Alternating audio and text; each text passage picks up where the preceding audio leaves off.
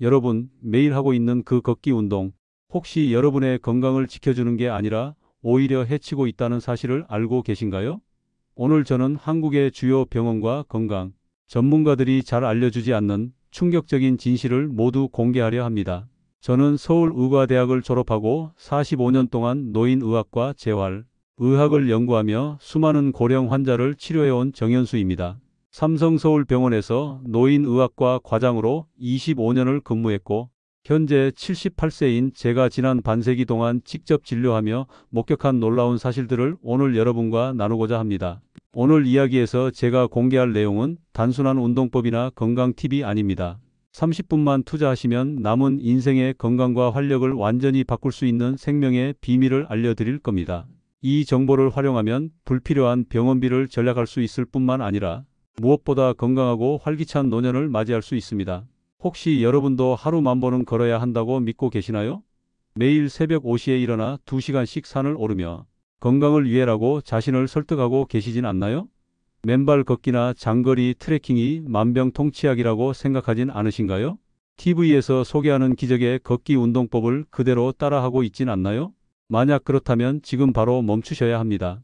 여러분이 건강을 위해 한다고 믿는 그 모든 것들이 사실은 수명을 단축시키고 관절을 망가뜨리며 노화를 가속화하고 있을 수도 있습니다. 현실은 매우 냉혹합니다. 특히 65세 이후에는 잘못된 걷기 운동이 오히려 독이 될 수 있습니다. 무작정 많이 걷는 것은 여러분을 병원 침대까지 데려갈 수 있습니다. 그리고 진짜 장수와 건강의 비밀은 여러분이 상상하는 것과 완전히 다릅니다. 믿기 힘드시겠지만 제가 45년간 직접 경험하고 목격한 사례들을 들려드리면 이해가 되실 겁니다. 75세 김정희 씨는 늘 건강한 노후를 꿈꾸며 매일 아침 5시 30분에 일어나 3시간씩 북한산을 오르내리는 분이었습니다. 비가 오나 눈이 오나 하루도 빠지지 않고 15년을 꾸준히 등산했죠. 주변 사람들은 김 씨를 건강의 아이콘이라 부르며 부러워했습니다. 김 씨 자신도 나는 또래보다 훨씬 건강하다는 자부심을 가지고 계셨습니다. 그런데 2020년 어느 겨울 아침, 평소처럼 등산을 마치고 내려오던 김 씨가 갑자기 무릎을 붙잡고 주저앉았습니다. 극심한 통증으로 한 발자국도 움직일 수 없는 상태가 되었고 119 구급차로 긴급 이송되었습니다. 검사 결과는 충격적이었습니다. 양쪽 무릎 연골은 거의 닳아 없었고 허리뼈 곳곳에는 압박 골절이 발생해 있었습니다. 발목과 고관절도 심각하게 손상되어 있었고 골밀도는 동년배 평균의 60% 수준으로 떨어져 있었습니다. 김 씨는 눈물을 글썽이며 선생님, 건강해지려고 그렇게 열심히 걸었는데 왜 이렇게 됐을까요? 라고 물었습니다. 결국 양쪽 무릎에 인공관절 수술을 받으셔야 했고 6개월간 재활 치료를 진행해야 했습니다. 그 과정에서 우울증도 겪으셨고 지금도 지팡이 없이는 걷기 어렵습니다. 건강해지려고 한 운동이 오히려 다리를 망가뜨린 셈이죠. 74세 박정수 씨는 TV 건강 프로그램에서 맨발로 걸으면 만병이 낫는다는 내용을 보고 큰 감명을 받았습니다. 발바닥 지압 효과로 모든 질병이 치유된다는 내용에 완전히 매료되었죠. 그날부터 매일 아침 한강공원에 나가 30분씩 맨발로 걷기 시작했습니다. 처음에는 발바닥이 따갑고 아팠지만 치유 과정이라고 믿으며 참고 견뎠습니다. 하지만 6개월 후부터는 발뒤꿈치에 극심한 통증이 생겼습니다. 아침에 첫 발을 디딜 때마다 전기가 오는 듯한 고통을 느꼈죠. 병원을 찾았더니 심각한 족저근막염과 발가락 관절 변형이 발견되었습니다. 발바닥 지방층이 거의 소실되어 뼈가 직접 충격을 받고 있었고 발가락 관절까지 변형된 상태였습니다. 맨발 걷기를 시작하기 전에는 전혀 문제가 없었지만 건강해지려는 시도가 오히려 발을 망가뜨린 겁니다. 박 씨는 6개월간 제대로 걷지 못했고 특수 깔창과 보조기를 착용해야 겨우 일상생활이 가능했습니다. 69세 이한수 씨는 스마트폰 만보기 앱을 설치하고 하루 20,000보를 목표로 삼았습니다. 새벽 5시부터 밤 9시까지 목표 걸음수에 도달할 때까지 집에 들어가지 않겠다고 결심했습니다. 비 오는 날에는 대형마트를 몇 시간씩 돌고 눈 오는 날에는 지하상가를 걸었습니다. 만보기 목표를 채우지 못하면 밤 늦게라도 다시 나가 걷기를 반복했습니다. 가족들이 무리하지 말아라고 경고했지만 건강을 위해서라며 듣지 않았습니다. 그러던 어느 날 목표를 채우기 위해 공원을 걷던 이 씨는 갑작스러운 종아리 통증과 함께 뚝 하는 소리를 느끼며 쓰러졌습니다. 응급실에서 진단받은 결과는 아킬레스건 완전 파열이었고 양쪽 고관절에도 심한 염증이 있었습니다. 무릎 반월상 연골도 여러 군데 찢어져 있었고 결국 일상생활에 큰 지장을 겪게 되었습니다. 선생님, 저는 건강해지려고 그렇게 많이 걸었는데 왜 이렇게 된 걸까요? 운동을 적게 한 사람들보다 더 아픈 것 같아요. 이 씨는 결국 아킬레스건 봉합 수술과 고관절 염증 치료를 위해 3개월간 입원해야 했습니다. 그렇다면 이 세 분 공통점이 무엇일까요? 모두 건강을 위해 걷기 운동을 열심히 했다는 점입니다. 하지만 결과는 정반대였습니다. 오히려 건강을 크게 해친 거죠. 잘못된 상식과 정보가 그들의 몸을 스스로 망가뜨린 겁니다.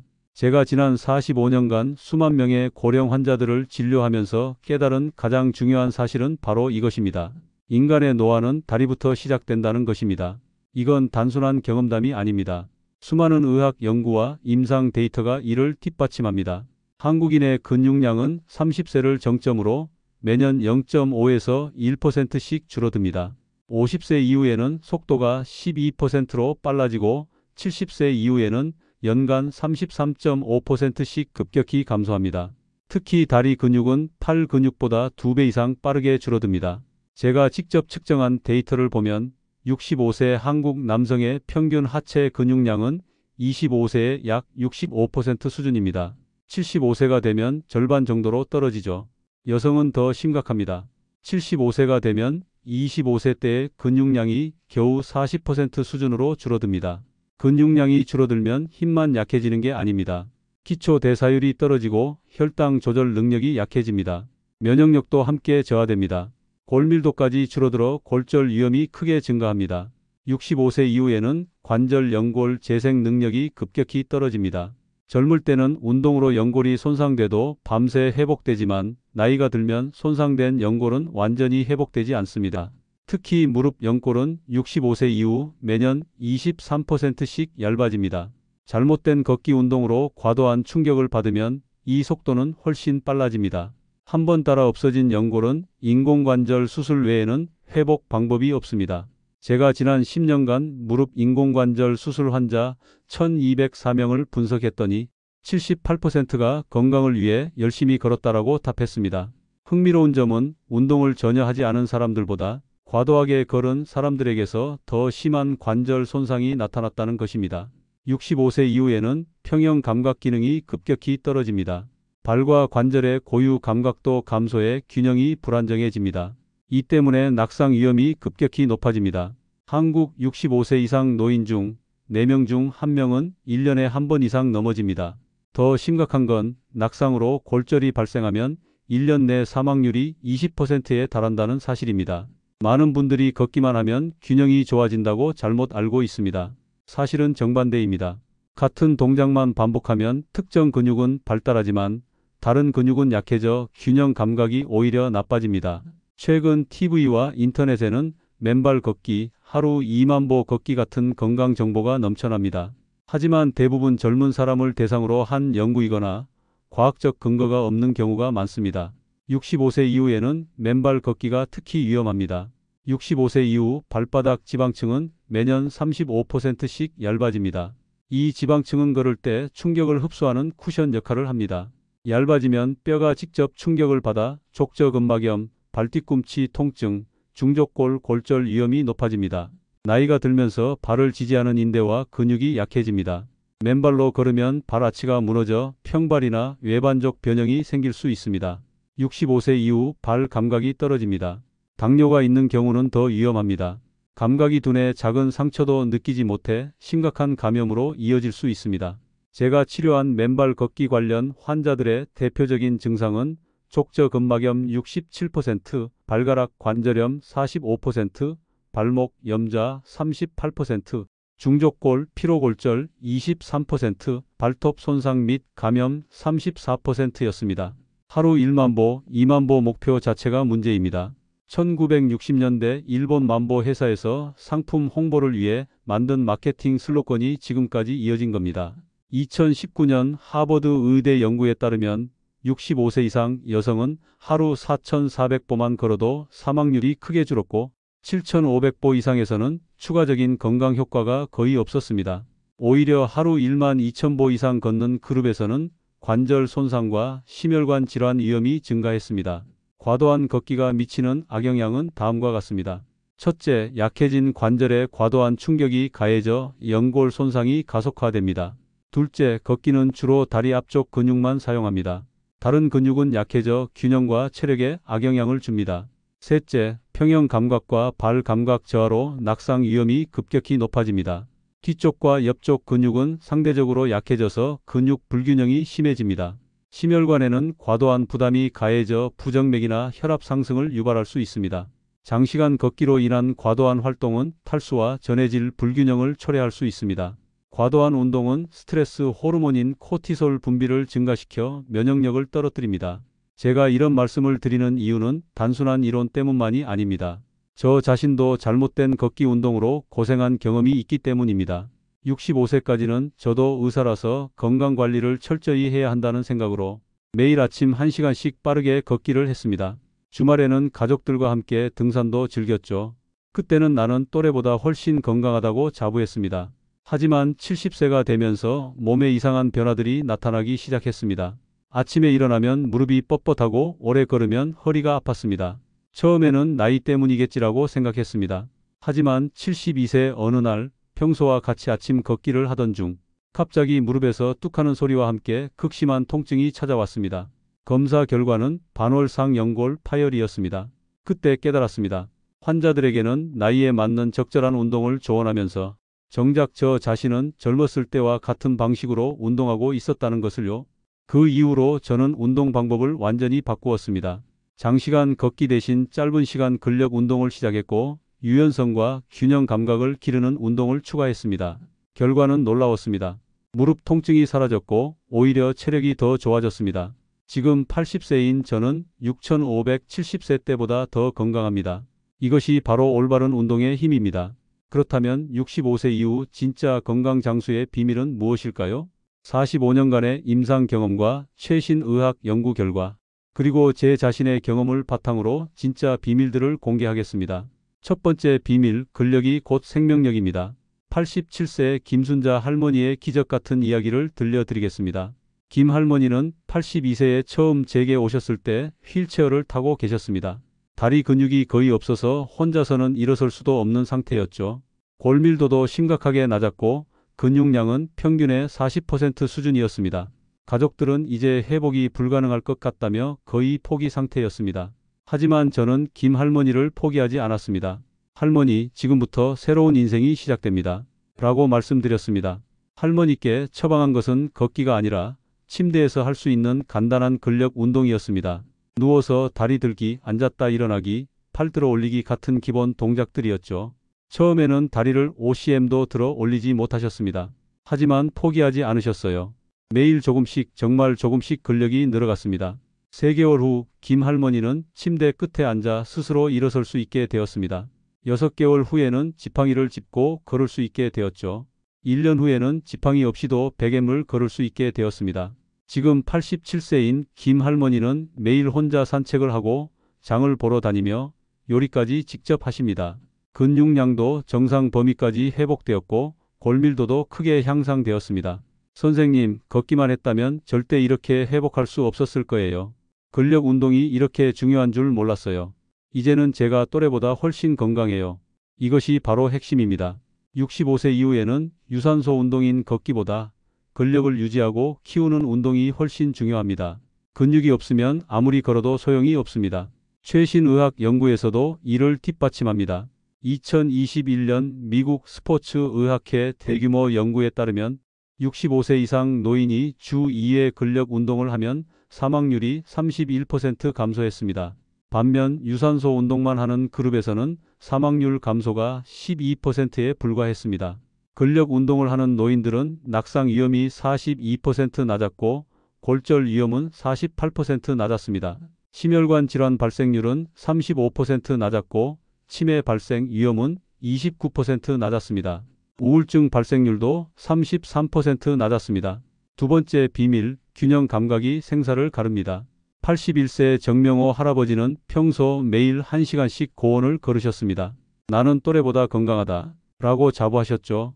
그런데 어느 날 새벽 화장실에 가시다가 문턱에 걸려 넘어지셨습니다.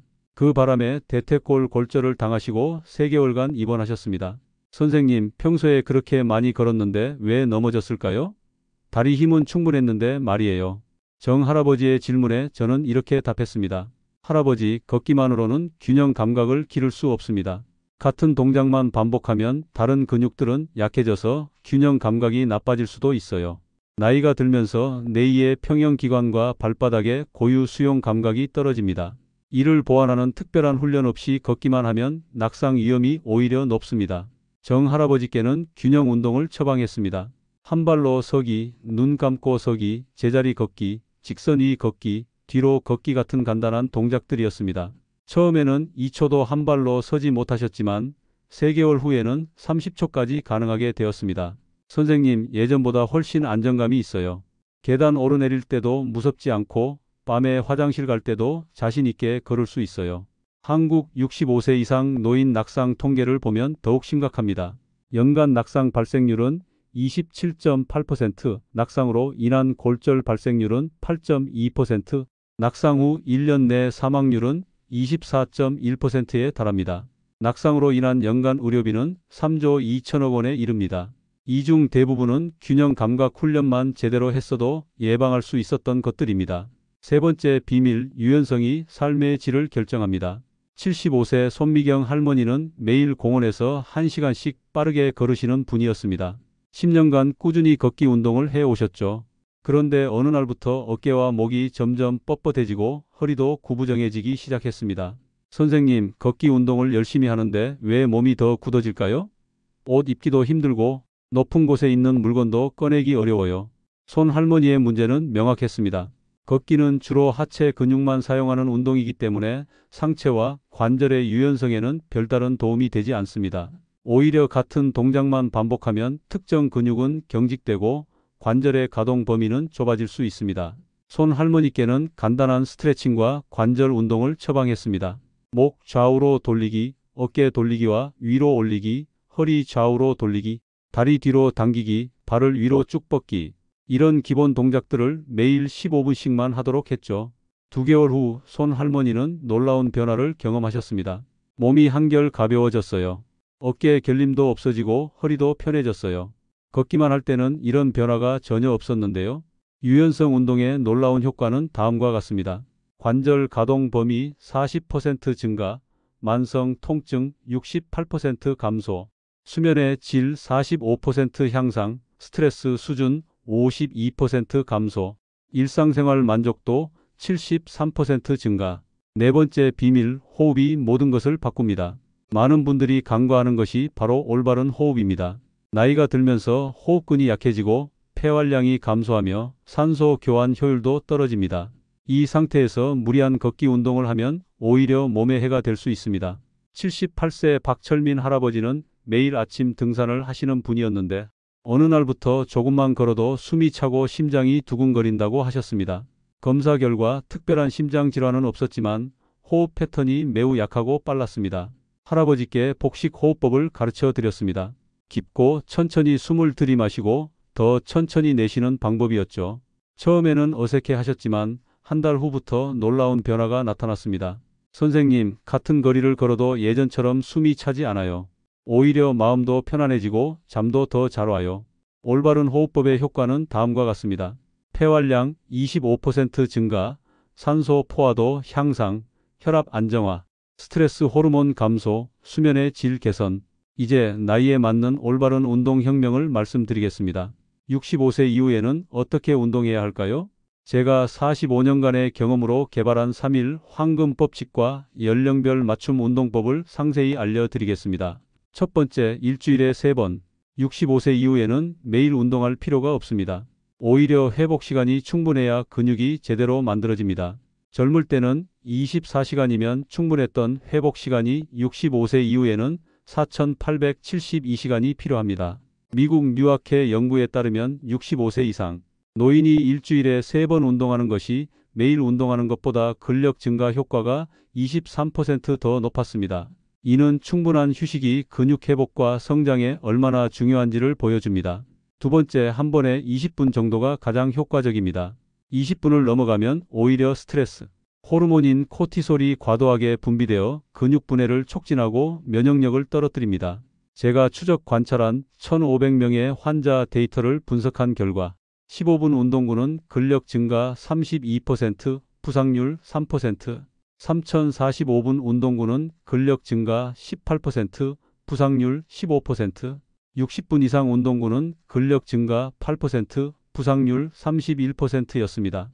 세 번째, 하루에 한 종류씩 65세 이후에는 여러 종류의 운동을 한 번에 하려 하면 집중력과 체력이 분산되어 효과가 떨어집니다. 월요일은 근력, 수요일은 균형, 금요일은 유연성.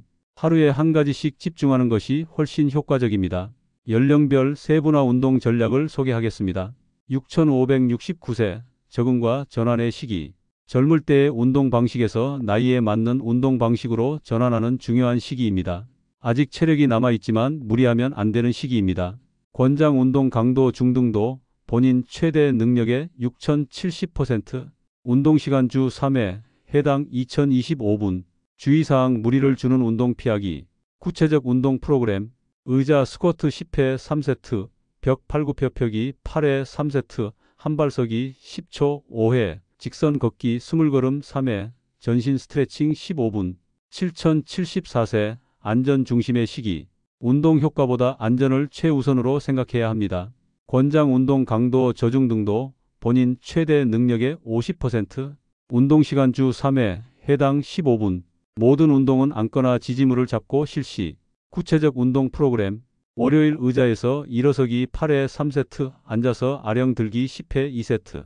수요일 벽 잡고 한발서기 5초 3회, 제자리 발들기 10회 2세트, 의자 스트레칭 12분. 7579세, 기능 유지의 시기. 새로운 능력을 기르기보다는 현재 가진 기능을 유지하는 것이 목표입니다. 일상생활을 스스로 할 수 있도록 돕는 운동이 중심. 권장 운동 강도 저강도, 본인 최대 능력의 40%, 운동시간 주 23회, 해당 1015분. 주의사항 모든 동작을 천천히, 보호자 동반 권장. 구체적 운동 프로그램. 월요일 침대에서 다리 들기 5회 2세트, 앉아서 팔 벌리기 8회 2세트. 목요일 의자 잡고 제자리 걷기 30초 3회, 앉아서 발목 돌리기 10회. 토요일 침대에서 전신 스트레칭 10분. 80세 이상 생활 지원의 시기. 과감한 운동보다는 일상생활 동작을 유지하는 간단한 움직임이 중요합니다. 권장 운동 강도 편안한 수준. 운동시간 매일 10분씩 간단한 동작. 주의사항 절대 무리하지 않고 컨디션에 따라 조절. 구체적 운동 프로그램. 매일 기상 후 침대에서 팔다리 펴기 5분. 매일 식후 의자에 앉아 심호흡하며 어깨 돌리기 3분. 매일 취침 전 누워서 다리 마사지하며 발목 돌리기 2분. 실제 성공 사례들, 기적은 일어납니다. 제가 직접 치료하고 관찰한 수백 명의 성공 사례들 중 가장 인상적인 분들의 이야기를 소개하겠습니다. 이 모든 이야기는 100% 실화이며 여러분도 충분히 이룰 수 있는 변화들입니다. 기적의 회복. 85세 박철수 할아버지. 박 할아버지는 80세에 뇌졸중으로 쓰러지신 후 5년간 휠체어 생활을 하셨습니다. 오른쪽 단신마비로 거의 움직일 수 없는 상태였고 가족들은 이제 회복은 불가능하다며 사실상 포기한 상태였습니다. 하지만 저는 포기하지 않았습니다. 할아버지, 85세라고 해서 불가능한 것은 없습니다. 지금부터 새로운 도전을 시작해 봅시다. 박 할아버지의 재활 프로그램은 단계별로 진행되었습니다. 1단계 침대 운동. 마비되지 않은 왼쪽 팔다리로 마비된 오른쪽을 도와주기. 침대에서 몸 돌리기 연습. 깊은 호흡과 함께하는 근육 이완. 2단계 앉기 운동. 침대 모서리에 앉아서 균형 잡기. 앉은 자세에서 발 들어 올리기. 발목과 손목 돌리기. 3단계 서기 시도. 침대 난간을 잡고 일어서기. 서서 제자리 걷기 동작. 벽에 기대어 있기 연습. 4단계 걷기 시작. 보행기를 사용한 단거리 걷기. 계단 한 계단씩 오르내리기. 균형 감각 향상 운동. 그 결과는 모든 사람을 놀라게 했습니다. 1년 후 박 할아버지는 지팡이를 짚고 500m를 걸을 수 있게 되었습니다. 8개월 후에는 지팡이 없이도 집 안에서 자유롭게 돌아다니실 수 있었습니다. 현재 87세인 박 할아버지는 매일 아침 30분씩 집 근처를 산책하시고 간단한 집안일도 직접 하십니다. 가족들은 이렇게 말합니다. 선생님 덕분에 제 인생에 두 번째 봄이 왔어요. 걷기만 했다면 절대 이런 회복은 불가능했을 겁니다. 근력 운동과 균형 운동이 정말 중요하다는 것을 몸소 체험한 사례입니다. 관절 건강의 기적. 79세 최영희 할머니. 최 할머니는 75세에 양쪽 무릎 관절염으로 극심한 고통에 시달리셨습니다. 계단은 물론이고 평지를 걷는 것도 힘들었고 진통제 없이는 하루도 견딜 수 없으셨습니다. 정형외과에서는 인공관절 수술을 권했지만 할머니는 수술은 무서워해요 라며 거부하셨습니다. 최 할머니의 관절 회복 프로그램은 다음과 같이 진행되었습니다. 통증 관리 단계. 가벼운 온열 치료와 스트레칭, 물리치료사와 함께하는 관절 가동 범위 운동, 진통제 용량 점진적 감소, 근력 강화 단계, 무릎에 부담을 주지 않는 허벅지 근육 강화, 의자에 앉아 다리 펴기 운동, 수중 걷기 운동, 기능 회복 단계, 계단 오르내리기 연습, 균형 감각과 함께하는 걷기 연습, 일상생활 동작 훈련. 8개월 후 결과는 놀라웠습니다. 무릎 통증이 80% 이상 감소했고 진통제 없이도 일상생활이 가능해졌습니다. 가장 중요한 점은 수술 없이도 이런 회복이 가능했다는 것입니다. 정말 믿기지 않아요. 수술해야 한다던 무릎이 이렇게 좋아질 줄 몰랐어요. 걷기만 계속했다면 아마 더 나빠졌을 겁니다. 현재 79세인 최 할머니는 매일 30분씩 근력 운동을 하시고 가벼운 등산까지 즐기고 계십니다. 치매 예방의 기적. 83세 김영수 할아버지. 김 할아버지는 80세경부터 기억력 저하와 인지 기능 저하 증상을 보이기 시작했습니다. 병원에서는 초기 치매 가능성이 높다고 진단했고 가족들은 큰 충격을 받았습니다. 하지만 제가 제안한 뇌 건강운동 프로그램을 3년간 꾸준히 실행한 결과 놀라운 변화가 일어났습니다. 김 할아버지의 뇌 건강운동법. 신체 운동, 복합적 사고를 요구하는 운동, 숫자를 세며 걷기, 리듬에 맞춰 동작하기, 좌우와 잇몸을 동시에 자극하는 교차 동작, 균형 감각과 인지 자극 운동, 동작을 하면서 계산하기, 새로운 동작 순서 외우기, 음악에 맞춰 손발 동작 조화시키기, 사회적 운동, 다른 어르신들과 함께하는 그룹 운동, 대화하며 하는 가벼운 운동, 손자녀와 함께하는 놀이 운동. 3년 후 인지 기능 검사 결과 김 할아버지의 인지 능력은 오히려 향상되었습니다. 기억력, 주의력, 판단력 모든 영역에서 개선을 보였죠. 운동 시작 전에는 어제 한 일도 기억하기 힘들었는데 지금은 10년 전 일들도 생생하게 기억하십니다. 단순한 걷기가 아니라 머리를 쓰며 하는 운동이 이렇게 큰 도움이 될 줄 몰랐다고 하십니다. 과학적 근거로 살펴보는 운동의 진실. 제가 말씀드린 내용이 단순한 경험담이 아님을 증명하는 최신 의학 연구 결과들을 소개하겠습니다. 근력 운동의 과학적 효과. 2022년 대한노인의학회 발표 논문. 연구 대상 65세 한국인 2,000명. 5년간 추적 관찰 결과 주 2회 이상 근력 운동을 한 그룹은 그렇지 않은 그룹에 비해 전체 사망률 28% 감소, 심혈관 질환 사망률 35% 감소, 암 사망률 24% 감소, 낙상으로 인한 골절 42% 감소. 미국 하버드 의과대학 장기 추적 연구. 연구 대상 65세 이상 10만 4천 명. 20년간 추적 결과 근력 운동을 하는 노인들은 치매 발생 위험 31% 감소, 파킨슨병 발생 위험 28% 감소, 우울증 발생 위험 37% 감소, 수면 질 44% 향상, 과도한 걷기의 위험성. 2020년 유럽심장학회 발표 연구. 연구 대상 7,085세 유럽인 1만 5,880명. 결과 하루 2,000보 이상 걷는 그룹에서 관절 손상 위험 67% 증가, 심혈관 질환 위험 23% 증가, 기존 질환자의 경우 스트레스 호르몬 수치 45% 증가. 서울대학교 의과대학 연구. 65세 이상 한국인 3,402명. 하루 평균 1만 5,000보 이상 걷는 그룹은 무릎 관절염 발생률 2.3배 증가, 발목 손상 위험 1.8배 증가, 만성 비염후비루 증후군 발생률 1.9배 증가. 균형 감각 훈련의 효과. 2019년 대한재활의학회 연구. 연구 대상 낙상 고위험군 220명. 12주간 균형 감각 훈련 프로그램 결과 낙상 위험 58% 감소, 일상생활 수행 능력 41% 향상, 자신감 및 삶의 질 52% 향상. 계절별 맞춤 운동 전략의 과학. 한국의 사계절 변화는 65세 이후 운동에 큰 영향을 미칩니다.